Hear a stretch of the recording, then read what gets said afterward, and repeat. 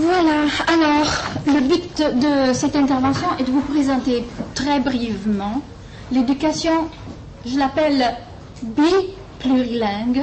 Si vous voulez par la suite, je pourrais vous expliquer pourquoi, j'espère que vous le comprendrez, telle qu'elle a été conçue pour le système éducatif de la région italienne où je vis.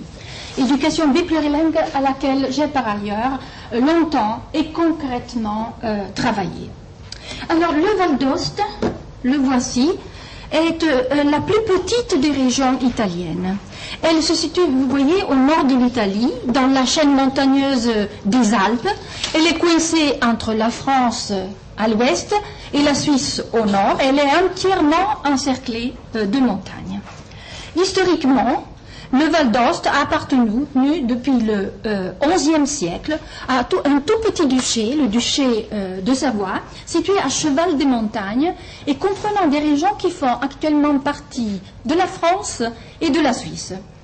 Si la langue locale était le franco-provençal, un parler de l'ère gallo-romane sur lequel nous reviendrons tout à l'heure, la langue française a été introduite très tôt,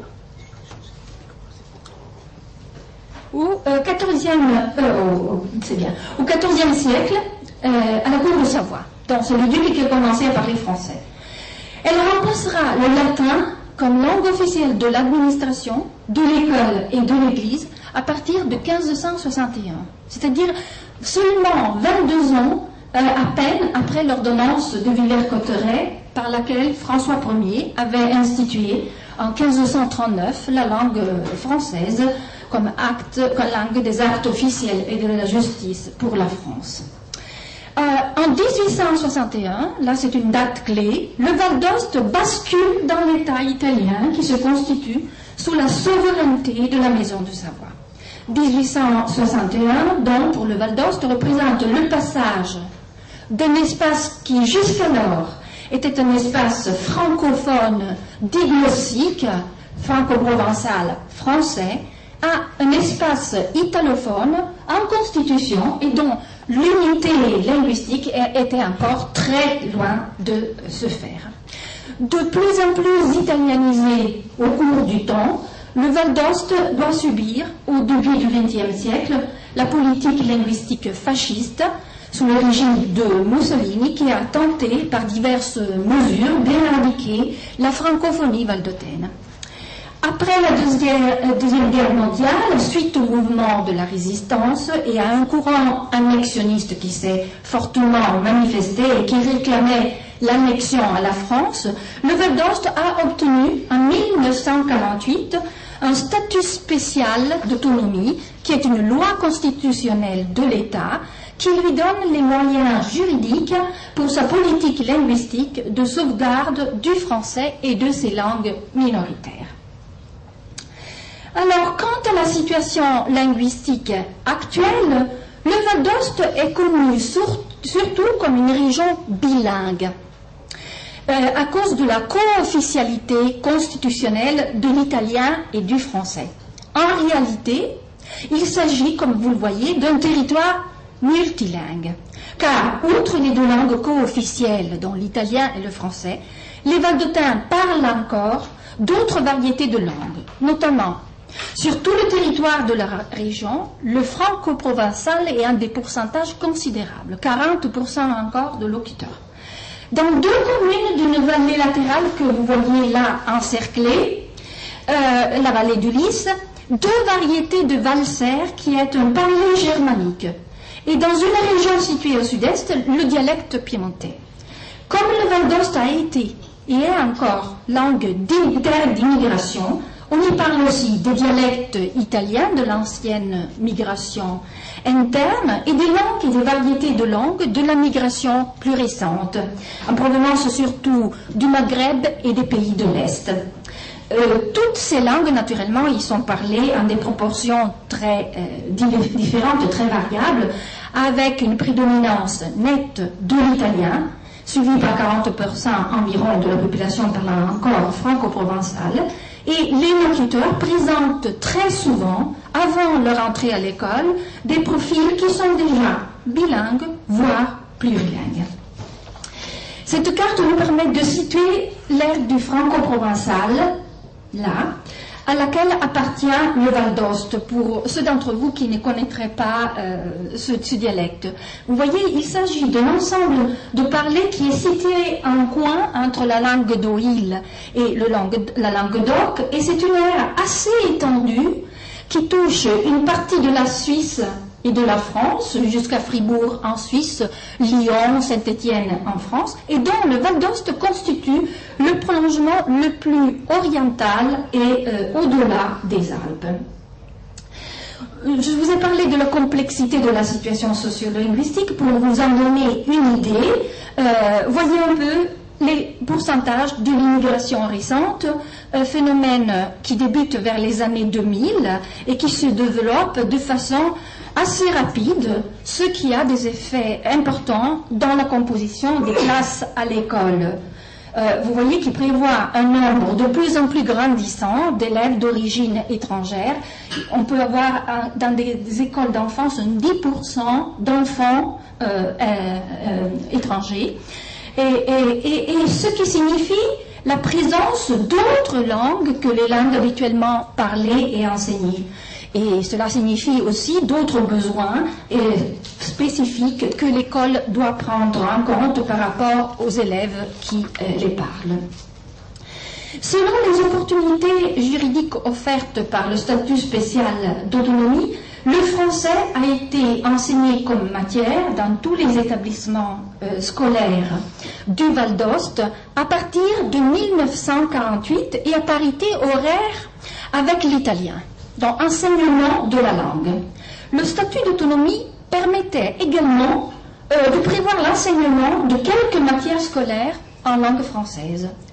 Cette mesure n'a été prise que très tardivement et elle a été appliquée de façon échelonnée dans le temps. Sur cette diapositive, vous voyez qu'elle a été appliquée au niveau de l'école maternelle en 84, en 88 à l'école primaire, en 93 et 14 à l'école secondaire du premier degré, et de plus, elle n'a pas encore été appliquée au niveau de l'école secondaire du deuxième degré. Cette mesure, je vous l'ai dit, prévoit l'enseignement de toutes les matières scolaires dans les deux langues, l'italien et le français. Alors, si l'italien est appris par une très large majorité de Valdôtains en famille et dans la communauté, les compétences en français sont très majoritairement assurées par l'école et par son enseignement précoce à toute la population scolarisée de la région.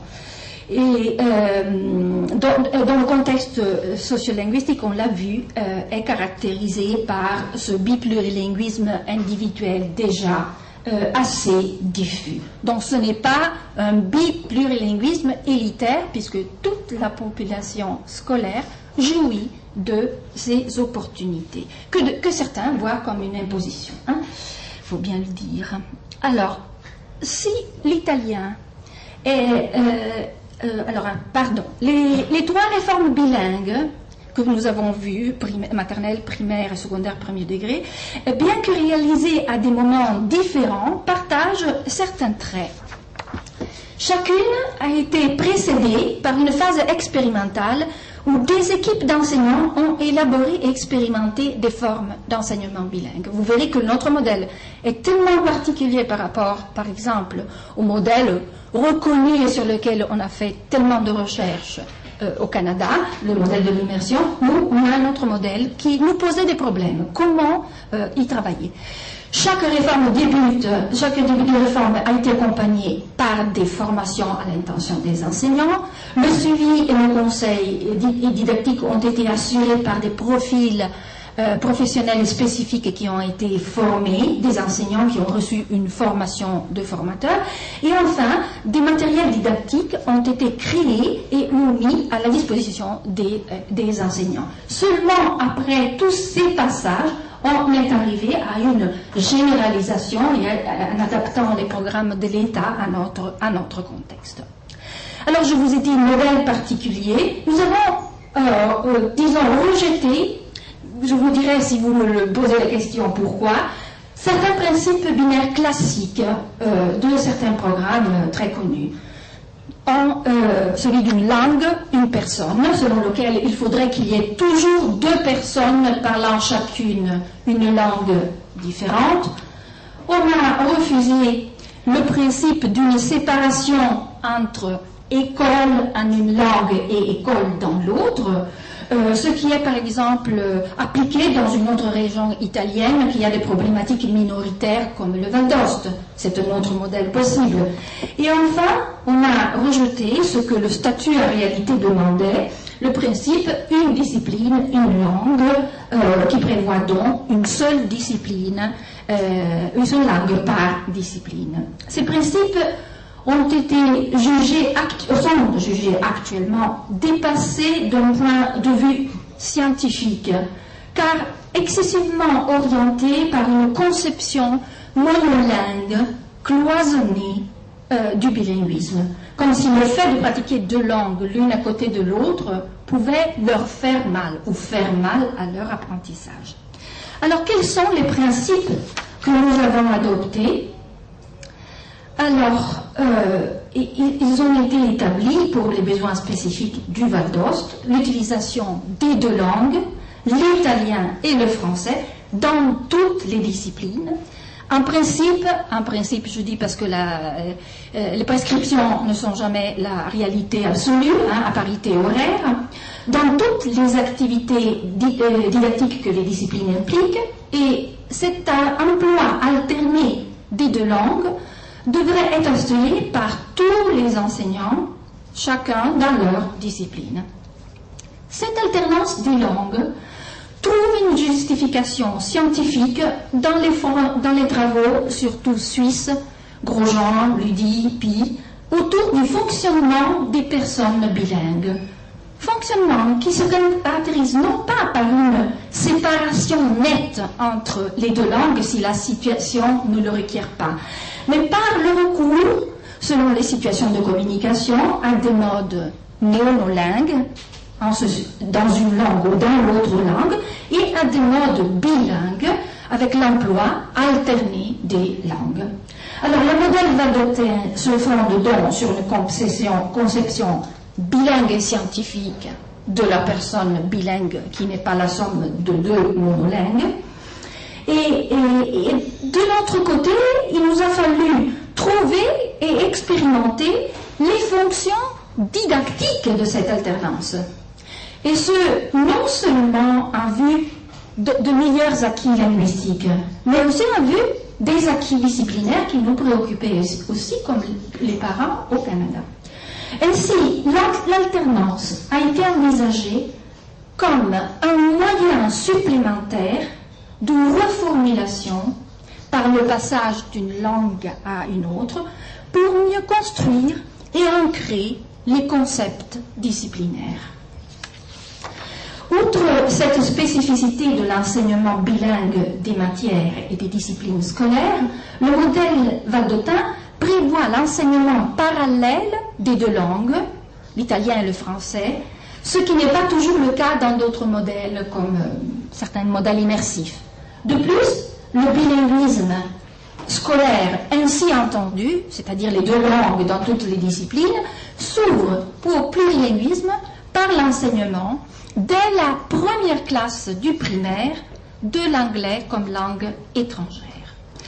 Et à partir de l'année scolaire 2012-2013, des classes optionnelles et expérimentales de franco-provençal, dont de la langue du terroir, seront offertes aux élèves, très nombreux, qui ont adhéré à l'initiative offerte par l'administration. Alors, l'éducation bilingue au Val d'Ost commence à l'école maternelle.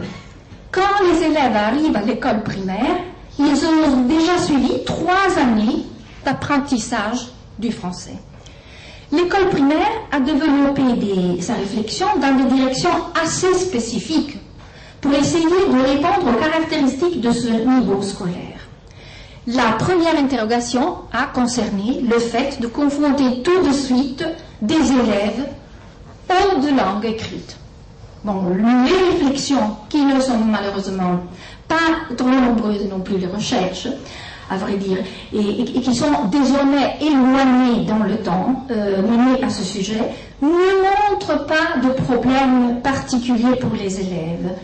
Dans les 3 années de sensibilisation et de pratique à l'école maternelle, ont développé une sensibilité métalinguistique à propos des 2 langues et des similarités, des différences qui les caractérisent. Cela semble suffisant et cela n'est pas ressenti, cette double alphabétisation, comme un problème par les enseignants.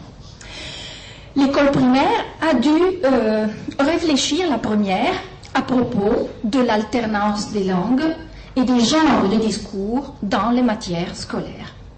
Mais malgré un début de réflexion qui était très prometteur sur ces 2 dimensions de l'enseignement bilingue, l'école primaire a préféré approfondir surtout celle de l'alternance des genres discursifs, en abandonnant quelque peu la réflexion, pourtant tout à fait indispensable, sur la fonction de l'alternance des langues pour l'acquisition des disciplines autres que linguistiques. Cette 2e dimension de l'enseignement bilingue sera approfondie et développée par l'école secondaire du 1er degré et les résultats vont retomber en partie sur l'école primaire. L'école primaire, c'est donc surtout centrée sur une démarche tout à fait intéressante et a proposé des matériaux de grande qualité, prêts à l'emploi, sur les différents types de séquences, narratives, argumentatives, descriptives, etc. Une autre démarche prônée, celle-ci plutôt par une association professionnelle d'enseignants, est celle des situations problèmes. Une démarche active qui débute par la définition d'un problème lié à des champs disciplinaires différents et qui invite les élèves à trouver et à discuter ensemble, collectivement, en travail de groupe, divers types de solutions. Alors, les expérimentations et les recherches-actions nombreuses autour de l'enseignement bilingue au Val d'Ost a permis de dégager les avantages. Du point de vue des langues, ces avantages sont l'évidence même, ainsi que la nécessité naturellement d'opérer quelques changements. Alors, l'enseignement bilingue présente de gros avantages et, dans le sens qu'il enrichit et diversifie pour la langue seconde les domaines de connaissances. Le fait qu'on passe à la géographie, à l'histoire, à l'art, à la musique et tout, ça élargit énormément les domaines. Il permet de comprendre et de produire, tant à l'oral qu'à l'écrit, une gamme beaucoup plus élargie de genres de discours. Et comme la langue seconde s'applique à des domaines de la vie scolaire des apprenants, c'est exactement ce que disait tout à l'heure notre collègue canadien, c'est-à-dire les disciplines autres que les langues, il implique un apprentissage qualitativement différent de la langue et une véritable et authentique approche communicative. Quant au changement requis, l'identité du professeur de langue doit s'orienter différemment, car il n'est plus le seul pourvoyeur de langue. De l'autre côté, les progressions des contenus langagiers à enseigner doivent tenir compte aussi des besoins qu'impliquent les autres disciplines. Mais ce que nous jugeons plus intéressant, c'est sans doute les apports de la langue seconde aux autres disciplines, car le pari était que les enseignants des disciplines devaient trouver leur compte dans cette expérience. Alors, nous avons pu vérifier ce que nous avons appelé l'effet de loupe de l'emploi de cette langue, et ce à 2 niveaux, celui de la langue dans la discipline, dans la dimension linguistique de la discipline, que de la dimension conceptuelle, c'est-à-dire dans la construction des connaissances. Au niveau de la dimension linguistique de chaque discipline, les enseignants ont pris conscience qu'elle est présente dans de différentes manières. La dimension langagière est présente dans l'interaction en classe, dans la langue qui constitue chaque discipline, et dans le rapport que la langue naturelle, celle qu'on utilise quotidiennement, entretient avec les diverses activités impliquées dans les disciplines. Pour ce qui est de la construction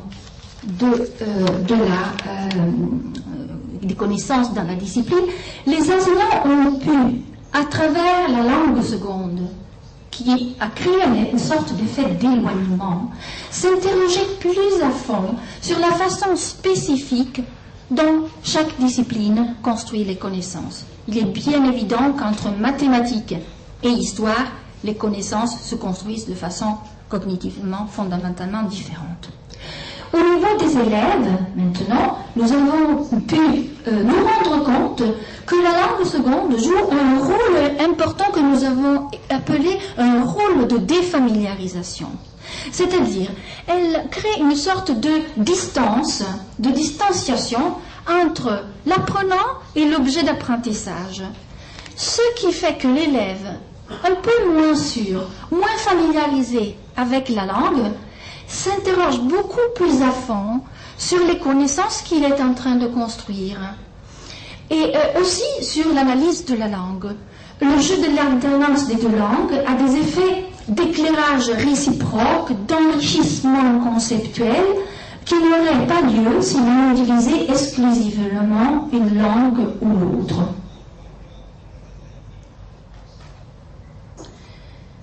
Encore, la langue seconde, en effet, crée en elle-même une distance.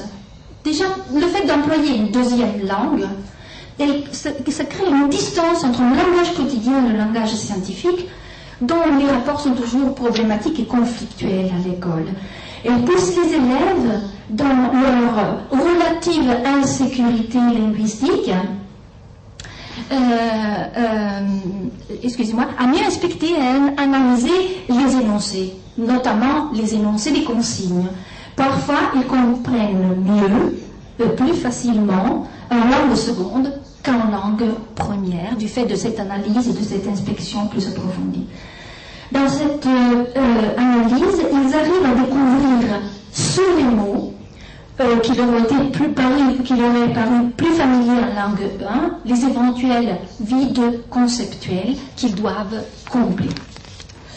Alors, vous vous demanderez à ce point ce que peuvent être les résultats de cette éducation biplurilingue, dont par ailleurs je n'ai pas le temps d'illustrer tous les problèmes, parce qu'il y en a comme partout. Depuis quelques années, l'Institut national pour l'évaluation du système éducatif du ministère de l'Éducation nationale conduit des évaluations sur tout le territoire national sur deux disciplines, l'italien et les mathématiques. Les niveaux scolaires évalués sont pour l'instant le primaire, la deuxième et la dernière, 5e classe, et l'école secondaire du premier degré, la première et la 3e classe.